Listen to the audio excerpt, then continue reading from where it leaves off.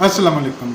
इस लेसन में हम फ्रेज़ को डिफ़ाइन करेंगे। हम देखेंगे कि नाउन फ्रेजेस क्या होती हैं और उसके बाद हम कुछ पैराग्राफ्स लेंगे from the text book of 9th class और उन पैराग्राफ्स में नाउन फ्रेजेस को लोकेट करेंगे। इस लेसन का मकसद ये है कि स्टूडेंट्स सेंटेंसेस को उनके स्मॉलर कंपोनेंट पार्ट्स में ब्रेक करने के काबिल हो सकें।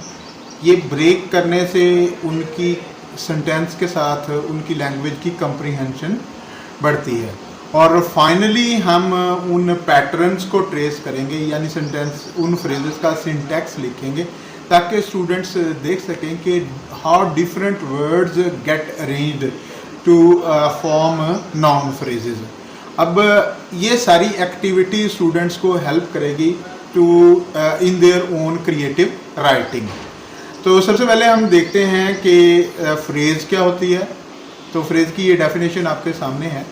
अ group of 2 or more words functioning as a unit in terms of meanings and syntax in clauses and sentences. यानी क्लॉजेज और सेंटेंसेस में अल्फाज के कुछ ऐसे ग्रुप्स होते हैं जिनके मीनिंग्स को हम कलेक्टिवली लिखते हैं और वो एक ख़ास किस्म का सिंटैक्स जो है वो फॉलो करते हैं। उनमें एक ख़ास किस्म का पैटर्न नज़र आता है, उनको हम फ्रेजेस जो है वो बोल देते हैं। ये एग्जाम्पल आप देखेंगे तो इस एग्जाम्पल से ये सारी की सारी सिचुएशन क्लियर हो जाएगी। एग्जाम्पल क्या है? Lands in the eastern part of the country produce bumper crops. अब अगर आप जो है वो इस सेंटेंस को देखते हैं तो रिलेटिवली लेंथी सेंटेंस है, लेकिन आप इसको इसके पार्ट्स में तोड़ सकते हैं। जैसे lands in the eastern part of the country, इसको आप जो है वो अलग कर लें, ये एक जो है वो नाउन फ्रेज है। एंड देन जो है वो bumper crop at the end, bumper crops ये जो है वो एक अलग जो है वो नाउन फ्रेज है। अब इन नाउन फ्रेजेस में अगर हम जो है वो देखें एक ख़ास किस्म का पैटर्न जो है वो डेवलप हो रहा है। स्पेशली अगर जो है हम फर्स्ट नाउन फ्रेज जिस देखते हैं जो सेंटेंस के सब्जेक्ट के तौर पर यूज़ हुई है, lands in the eastern part of the country, इसका अगर हम तर्जुमा करते हैं मुल्क के मशरकी हिस्से में ज़मीनें। अब अगर हम इसका सिंटैक्स ट्रेस करते हैं, हम देखते हैं कि इस सेंटेंस में किस तरह से वर्ड जो है वो अरेंज हुए हैं। तो हमें नज़र आता है सबसे पहले नाउन्स, सबसे पहले जो है वो लैंड्स नाउन है, उसके बाद जो है वो इन प्रेपोजिशन है, द आर्टिकल है और ईस्टर्न जो है वो एडजेक्टिव है, एंड देन नाउन है पार्ट्स, फिर प्रेपोजिशन है, फिर आर्टिकल है एंड देन जो है वो नाउन है। तो आप इस पैटर्न को फॉलो करके इस किस्म की और भी फ्रेजेस कॉइन कर सकते हैं। आपको क्या करना पड़ेगा? आपको जस्ट जो है वो कुछ वर्ड्स को रिप्लेस करना पड़ेगा, कुछ अल्फाज को, कुछ लफ्ज़ों को जो है वो रिप्लेस करना पड़ेगा। ये सारे के सारे लफ्ज़ भी जो है वो रिप्लेस कर देंगे। देन अगर फिर आप जो है वो देखेंगे कि इनके कोई मीनिंग बनते हैं। अगर कोई मीनिंग बनते हैं तो ऑफकोर्स उसको आप जो एक फ्रेज़ बोलेंगे और टू बी एग्जैक्ट आप उसे जो है वो नाउन फ्रेज़ जो है वो बोलेंगे। अब हम नाउन फ्रेज़ की डेफिनेशन देखते हैं कि नाउन फ्रेज़ जो है वो क्या होती है। ये डेफिनेशन आपके सामने है कि एक फ्रेज़ जो नाउन का काम करे, जो नाउन की तरह से फंक्शन प्ले करे, उसे हम जो है वो नाउन फ्रेज़ जो है वो बोलते हैं। और नाउन फ्रेज, नाउन क्या क्या काम करता है? नाउन वर्ब के सब्जेक्ट के तौर पर इस्तेमाल होता है, नाउन जो है वर्ब के ऑब्जेक्ट के तौर पर इस्तेमाल होते हैं और नाउन जो है वो वर्ब के प्रेपोजिशन के ऑब्जेक्ट के तौर पर इस्तेमाल होते हैं। तो इसी तरह से नाउन फ्रेजेस भी यही 3 फंक्शन जो है वो प्ले करेंगे। आप जब भी अपने टेक्स्ट के साथ इंटरेक्ट कर रहे हैं तो आप इन 3 फंक्शन में से कोई भी जो फंक्शन है उसको पॉइंट आउट करने की कोशिश करें। हम आगे चलते हैं, कुछ पैराग्राफ्स देखते हैं। उन पैराग्राफ्स के बाद हम बात करेंगे डिफरेंट नाउन फ्रेजेस की जो उन सेंटेंसेस में, उन पैराग्राफ के सेंटेंसेस में यूज़ हुए। तो ये फर्स्ट पैराग्राफ आपके सामने है। हमने क्या करना है? हमने इस पैराग्राफ में नाउन फ्रेजेस को पॉइंट आउट करना है और फिर एट द एंड हम क्या करेंगे? हम उनमें से जो मशहूर नाउन फ्रेजेस हैं उनका सिंटैक्स ड्रॉ करने की कोशिश करेंगे। और सिंटैक्स ड्रॉ करने का फ़ायदा ये होता है कि आपके जहन में पैटर्न स्टिक कर जाते हैं, और जब ये पैटर्न जो है वो स्टिक कर जाते हैं, आप इन्हीं पैटर्न्स को यूज़ करते हैं और बहुत सी फ्रेजेस बनाने में। तो पहले मैं इस पैराग्राफ को as a whole read out करता हूँ, देन हम जो है वो इस पर मज़ीद बात करेंगे। तो ये पैराग्राफ कुछ इस तरह से है। The period of waiting had come to a close, his heart was overflowing with compassion for humanity, he had a pressing urge to eradicate wrong beliefs, social evils, cruelty and injustice. The moment has come when he was to be bestowed with the nubuwwat. एक और अब हम जो है वो इसका analysis करते हैं। इसमें देखते हैं कि कहाँ पे नॉन फ्रेजेस आपको, द पीरियड ऑफ वेटिंग, ये फर्स्ट जो है वो नॉन फ्रेज आपको जो नजर आती है, और ये एज अ सब्जेक्ट जो है वो यूज हुई है। उसके बाद अगर आप जो है वो देखते हैं कंपैशन फॉर ह्यूमैनिटी, ये एक और नॉन फ्रेज इस्तेमाल हुई है, ये प्रपोजिशन विद के ऑब्जेक्ट के तौर पर इस्तेमाल हुई है।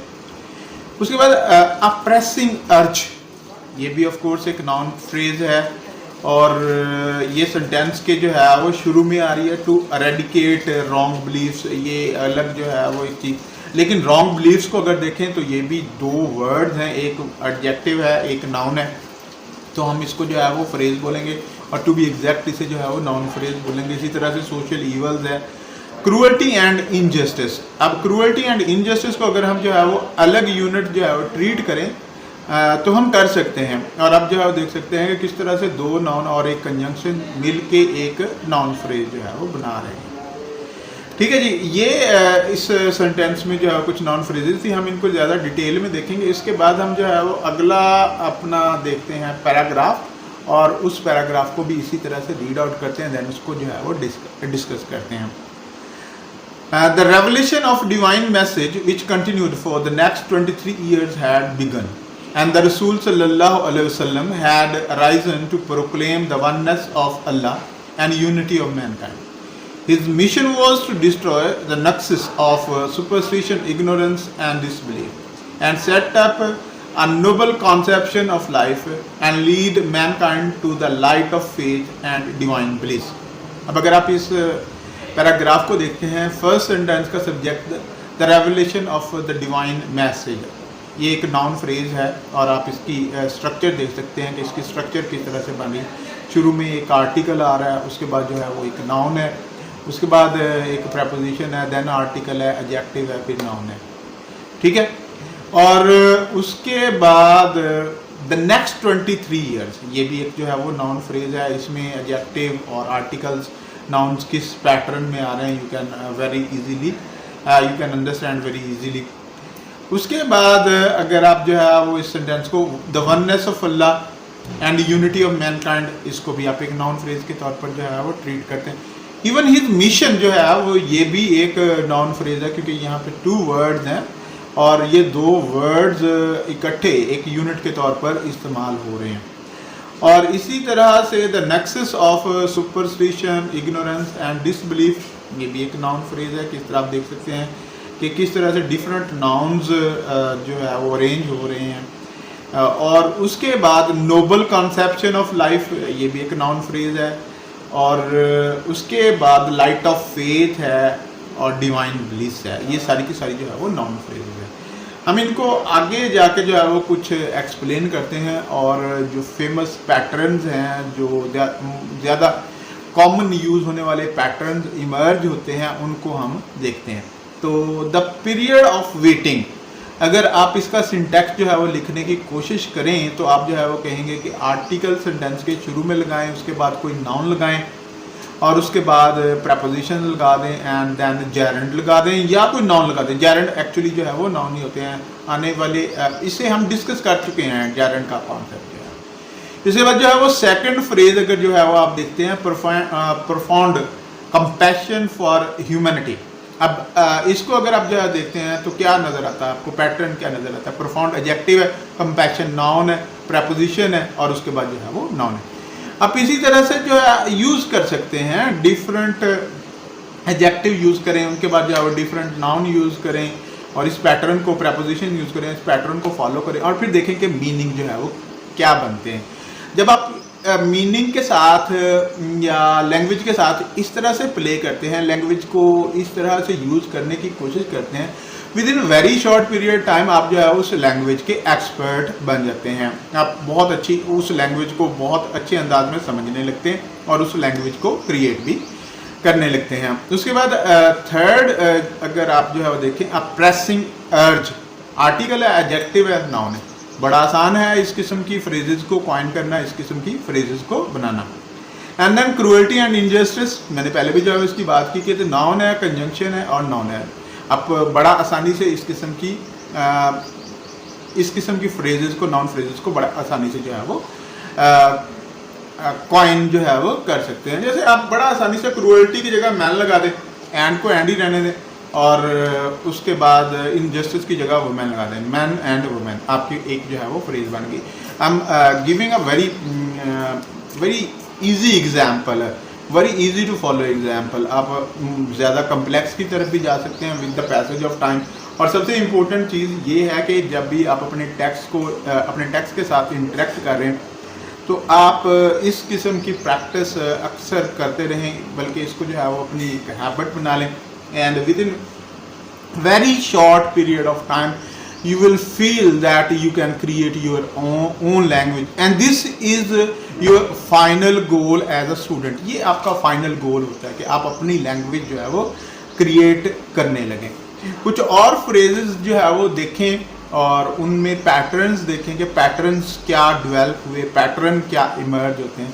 The revelation of the divine message क्या है, आर्टिकल है, नाउन है, प्रपोजिशन है, और उसके बाद जो है वो आर्टिकल है, एंड देन एडजेक्टिव है, एंड नाउन है। उसके बाद नक्सिस ऑफ सुपरस्टिशन, अगर आप इसको जो है वो देखते हैं बड़ा सिंपल था कि नाउन और उसके बाद preposition noun.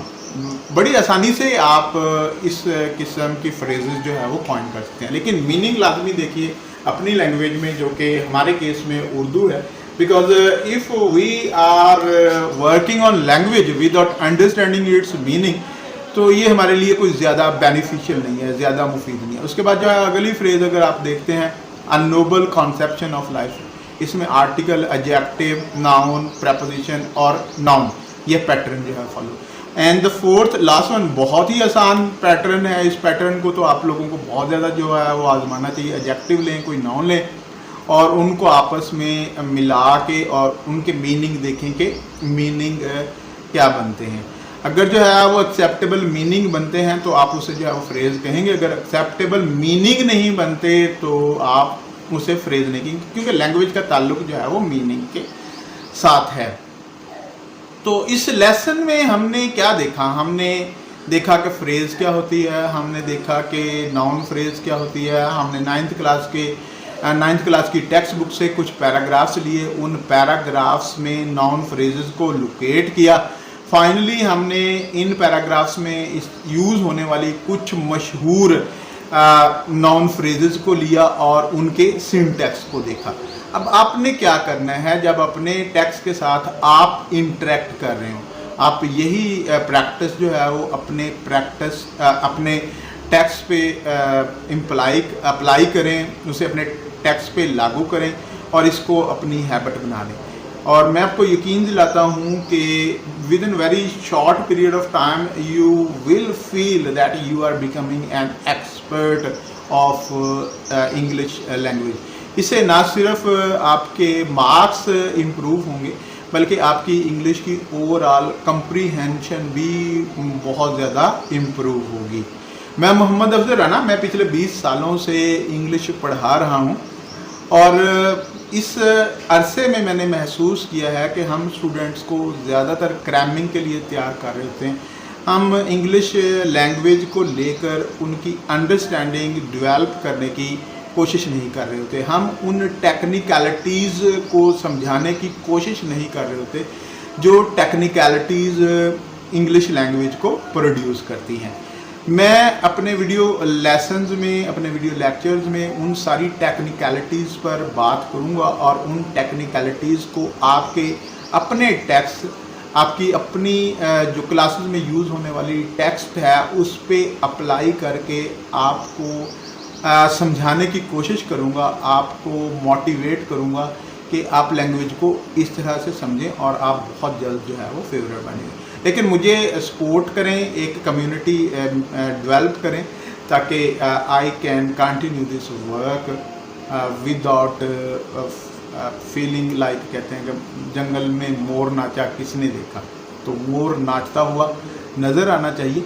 If someone is working for someone तो it should have an impact, इसका जो है वो असर होना चाहिए। और इस मेरे लिए इम्पैक्ट जो है वो क्या है कि मेरे पास एक बहुत बड़ी कम्युनिटी हो या अच्छी खासी कम्युनिटी हो जो मेरे साथ इन लेसन्स के थ्रू इंटरेक्ट कर रही हो। ऑफ कोर्स अगर आपको लगता है कि इस किस्म के लेसन आपको हेल्प करते हैं इंग्लिश लैंग्वेज को अंडरस्टैंड करने में, आप इन लेसन्स के कंटेंट पे कमेंट करें। और अगर आपको लगता है कि देयर इज़ समथिंग लैकिंग और ये इतना ज़्यादा हेल्प नहीं करते, तब भी कमेंट करें ताकि चीज़ों को इम्प्रूव किया जा सके फॉर फ्यूचर।